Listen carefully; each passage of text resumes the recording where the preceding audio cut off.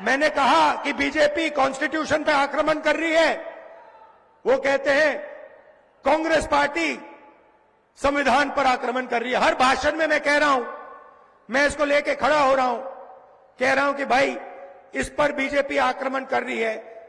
1 साल से मैं बोल रहा हूं, मोदी जी को पता लगा कि लोगों को गुस्सा आ रहा है, तो मोदी जी कह रहे हैं, राहुल गांधी कह रहा है कि राहुल गांधी संविधान पर आक्रमण कर रहा है। मैं हर मीटिंग में कहता हूं कि 50% की रिजर्वेशन की जो दीवार है उसको हम तोड़ के परे कर देंगे। लोकसभा में मैंने नरेंद्र मोदी जी के सामने बोला कि 50% की जो रिजर्वेशन की दीवार बना रखी है, जिसको आप नहीं तोड़ना चाह रहे हो, उसको हम लोकसभा में तोड़ के दिखाएंगे। उनके सामने मैंने बोला मेमोरी लॉस हो गई। मोदी जी कहते हैं राहुल गांधी रिजर्वेशन के खिलाफ है। राहुल गांधी, उनके सामने मैंने बोला कि मैं 50% की जो दीवार है उसे तोड़ने वाला हूं, कांग्रेस पार्टी इंडिया गठबंधन उस दीवार को तोड़ेगी। और मोदी जी का मेमोरी लॉस हो गया, कहते हैं राहुल गांधी तो रिजर्वेशन के खिलाफ है। अगली मीटिंग में कहेंगे कि राहुल गांधी जाति जनगणना के खिलाफ है। मैंने उनके सामने बोला मोदी जी जाति जनगणना कराइए, देश को पता लगना चाहिए कितने दलित हैं, कितने आदिवासी हैं, कितने पिछड़े वर्ग के लोग हैं। देश को पता लगना चाहिए कि इनकी भागीदारी कितनी है। आबादी आप समझो, आप ताली बजा रहे हो मगर बात समझो। मैं 1 साल से हर भाषण में ये कह रहा हूं, मीडिया वाले दिखाते नहीं है, ये उनके हैं।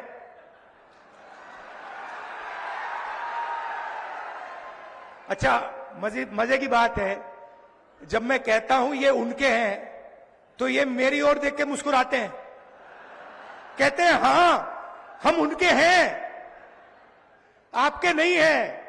देखिए मुस्कुरा रहे हैं, देखिए देखिए देखिए, ये देखो, ये ऐसे कर रहा है, देखो। मगर देखो इनकी गलती नहीं है, इनकी गलती नहीं है। ये तो मुझे अच्छे लगते हैं, इनको काम करना है, इनको सैलरी लेनी है, इनको बच्चों का एजुकेशन करना है, इनको खाना खाना है, तो ये मालिकों के खिलाफ कुछ नहीं कर सकते। ये एक प्रकार से गुलाम है। तो इनसे मेरी कोई लड़ाई नहीं है।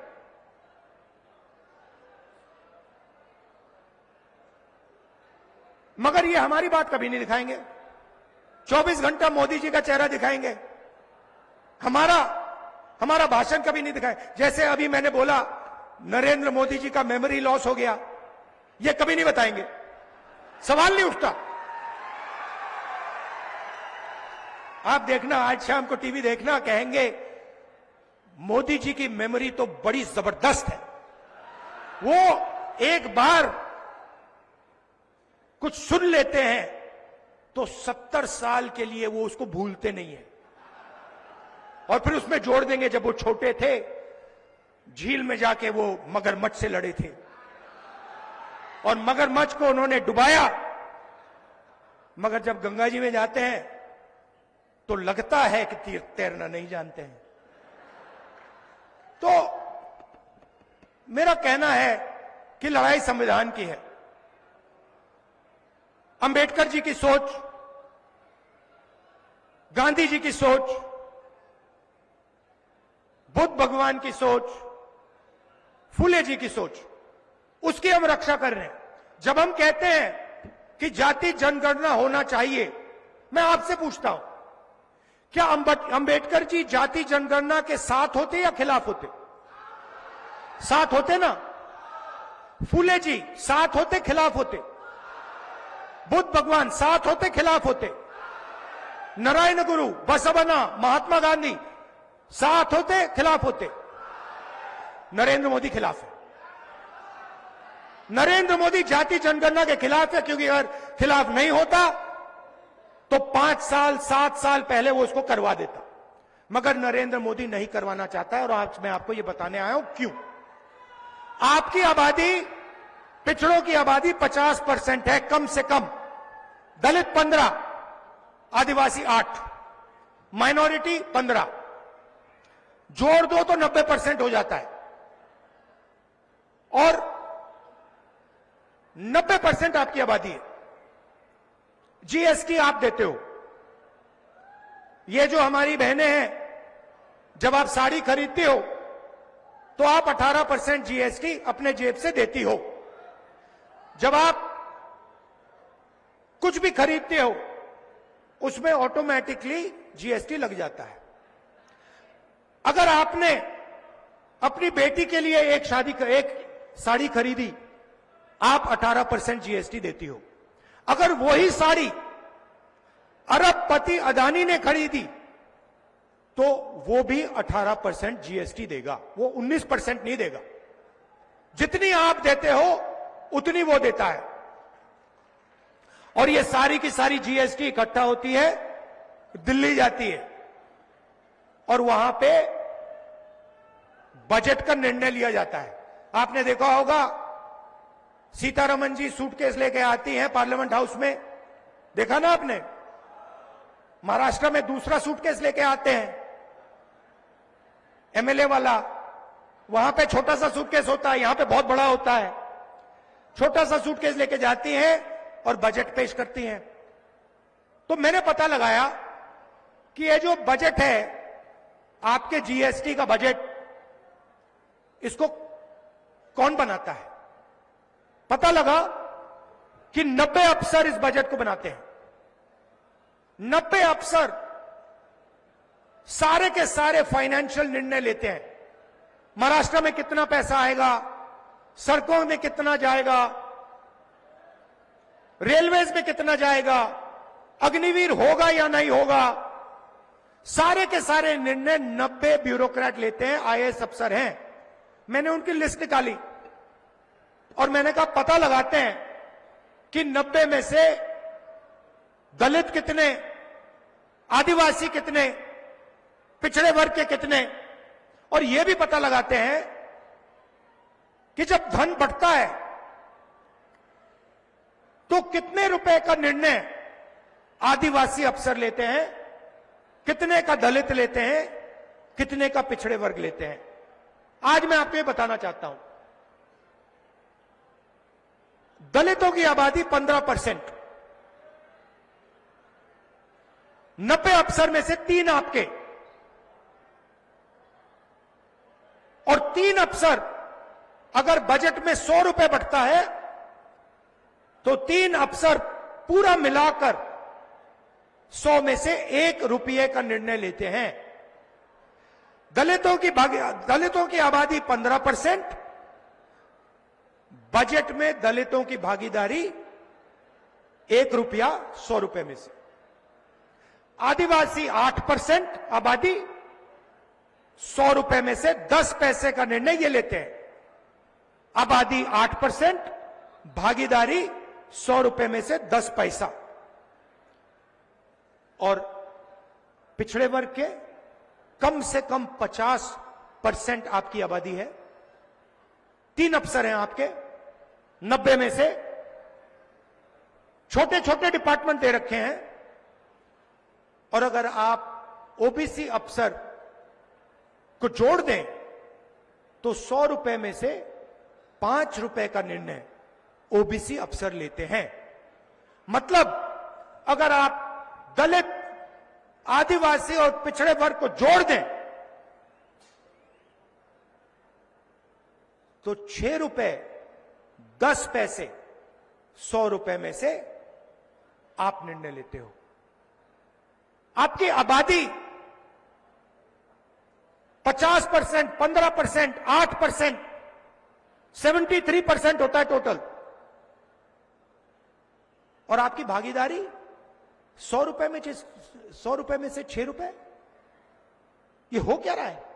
मैंने मजाक किया, मैंने कहा कि मीडिया में हमारे लोग नहीं है, मेरा मतलब क्या था?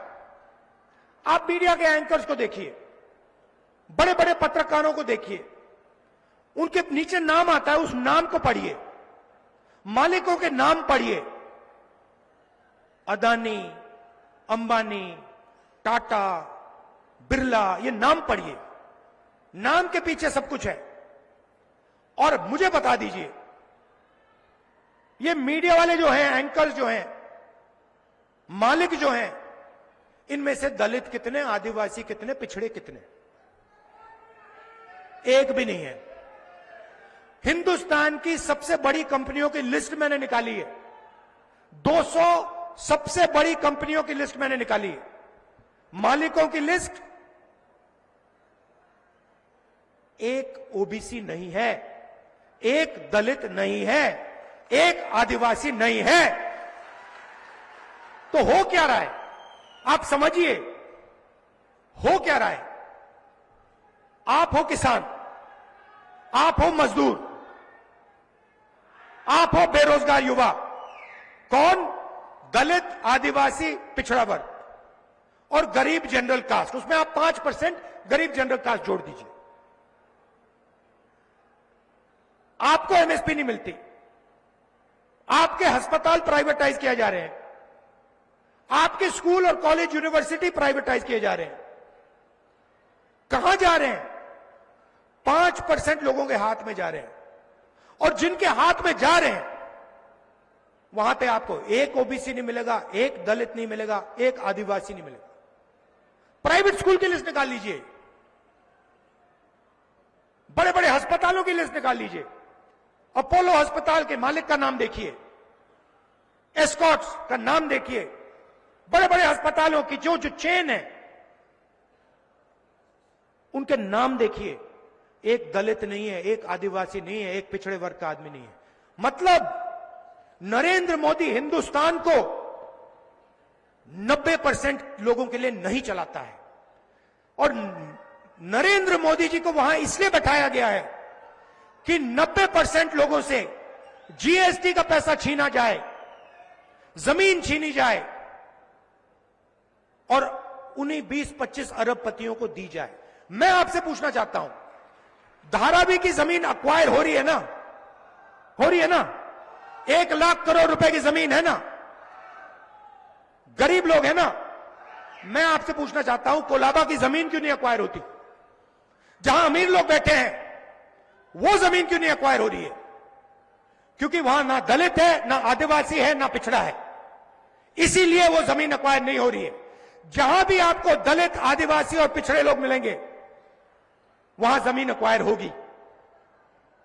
हम जमीन अधिग्रहण बिल इसलिए लाए आपको बचाने के लिए। ये सारे के सारे मीडिया वाले मेरे पर अटैक करने शुरू कर दिए उस दिन। जिस दिन, मैं आपको बता रहा हूं, जिस दिन मैं भट्टा परसोल पहुंचा, उस दिन से मीडिया वाले मेरे पीछे पड़ गए। जिस दिन मैंने जमीन अधिग्रहण की बात की, उस दिन ये मेरे पीछे पड़ गए। कौन? अदानी के लोग, अंबानी के लोग। मेरी छवि बिगाड़ने की कोशिश की, हजारों, मतलब करोड़ों रुपए लगा दिए कि राहुल गांधी को बदनाम करो। क्यों? क्योंकि मैं आपकी जमीन की रक्षा करता हूं।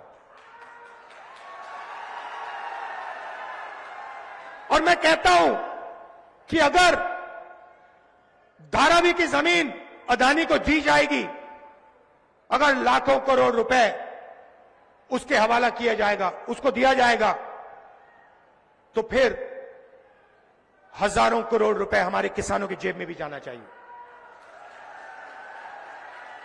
हम इस बात को मानने के लिए तैयार नहीं है कि सोयाबीन का किसान मर जाए, भूखा मर जाए, और उधर 25 अरबपतियों का 16 लाख करोड़ रुपया कर्जा माफ हो। हम इस बात को मानने को तैयार नहीं है। हम ये होने नहीं देंगे। इसीलिए पूरी की पूरी मीडिया इंडिया गठबंधन के खिलाफ खड़ी है। इसलिए 24 घंटा नरेंद्र मोदी का चेहरा दिखता है। भाई और बहनों, आपकी जमीन इनको चाहिए, आपका जल इनको चाहिए, आपका जंगल इनको चाहिए। ये आपसे सब लेना चाहते हैं। हिंदुस्तान के 25 अरबपति हैं, 16 लाख करोड़ रुपया उनका कर्जा माफ किया है। हमने हिंदुस्तान के हर किसान का कर्जा माफ किया था। 70,000 करोड़ रुपए लगे थे। 70,000 करोड़ रुपए लगे थे। इन्होंने अरबपतियों का 16 लाख करोड़ रुपया माफ किया है। 1 लाख करोड़ रुपए अदानी को धारावी में देने जा रहे हैं। ये सोचते हैं बड़ी आसानी से होगा। इतनी आसानी से नहीं होने वाला। राहुल गांधी खड़ा हुआ है यहां पे। तो यही सवाल है। कॉन्स्टिट्यूशन में कहीं नहीं लिखा है कि दलितों की, पिछड़ों की, मजदूरों की, गरीबों की जमीन छीनकर 25 अरबपतियों को दिया जाएगा। कहीं नहीं लिखा है। मुझे दिखा दो, मुझे दिखा दो या कहां लिखा है इस किताब में कि अरबपतियों का 16 लाख करोड़ रुपए माफ होना चाहिए। कहां लिखा है कि धारावी की जमीन छीनी जानी चाहिए और जो वहां मजदूर रहते हैं, गरीब रहते हैं, उनको उठा के बाहर फेंक देना चाहिए। कहां लिखा है इस किताब में? कहीं नहीं लिखा है। क्योंकि यह किताब शिवाजी महाराज की किताब है और शिवाजी महाराज मर जाते मगर गरीबों का नुकसान नहीं करते। शिवाजी महाराज मर जाते मगर धारावी की जमीन अदानी को नहीं देते। यह सच्चाई है। यह महाराष्ट्र की सच्चाई है। यह हिंदुस्तान की सच्चाई है। तो इसीलिए हमने निर्णय लिया है और यह शुरुआत है। दिल्ली में सरकार नहीं बनी, नहीं तो हम आपको अच्छी तरह दिखाते। हमने निर्णय लिया है कि अगर वो अरबपतियों को लाखों करोड़ रुपए दे सकते हैं तो हम महाराष्ट्र के किसानों को, मजदूरों को, महिलाओं को भी लाखों करोड़ रुपए दे सकते हैं। न्यूज नेशन अब व्हाट्सएप पर खबरों की ताजा अपडेट के लिए न्यूज नेशन के इस QR कोड को स्कैन करें।